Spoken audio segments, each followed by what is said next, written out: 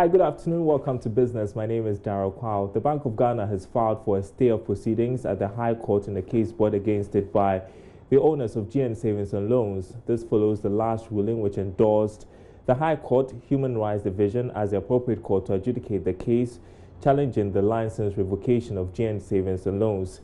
The new application, if granted, means that the Bank of Ghana will be heading to the appeals court to challenge the earlier ruling by the High Court Judge Gifty J. Addo. Meanwhile, receiver for GN and Attorney General have not filed any application. The judge, Gifty J. Addo, reprimanded the lawyers of the receiver for filing late response where earlier orders.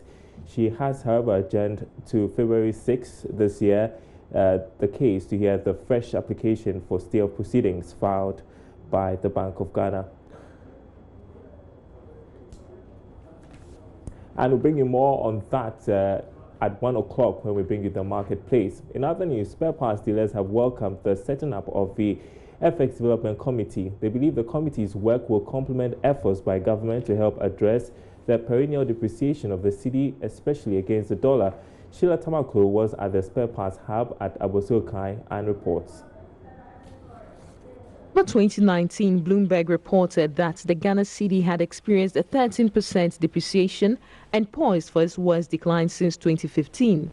Although the currency has witnessed some marginal stability in the early days of 2020, these spare parts dealers at Abosiokai say the instability of the currency remains a challenge for their business.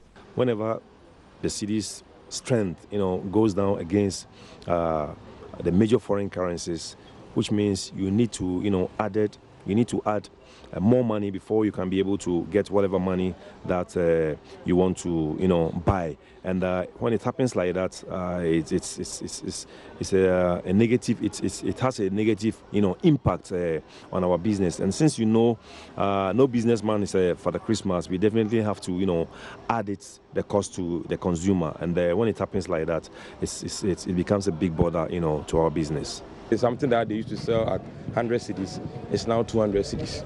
When you ask them, they will say that they pay for the dollar has gone up, so therefore it has affected the duties they pay at the port and the rest. So it has really made things really like the prices of things have really gone up, which is really affecting business. So the thing I used to buy from them, let's say at 50 cedis, and I'm selling it for 100 cedis. Now they sell it for me at 100 cedis. Definitely, I can't sell it at 50 cedis. I have to go be around 200 or 150. So for persons here at the Abosiokai market, well, some stability between the interaction of the dollar and the cedi will be very much welcome news, as their business of importing spare parts is heavily dependent on a stable currency.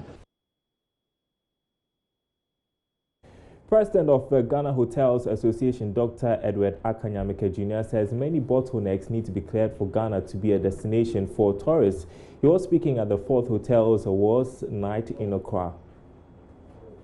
Indeed, revenue has been quite good for the hotels, but you see, I don't even want to focus too much on what happened this year. I see this year as a foundation that has been laid, and if we sustain that interest, that focus on the country, that giving Ghana that competitive advantage over other countries will certainly make sure that we saw as an industry. It's a collaborative effort, and that's why our theme stresses on that.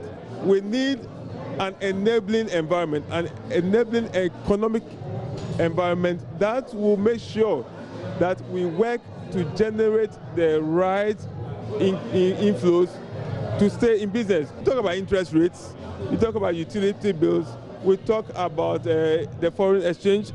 Hotels import a lot of things, okay? So if the exchange rate is not favorable, we end up losing a lot. We also talk about the regulation, and that's one area that we always want to emphasize. And that's your business update. Sports is up next.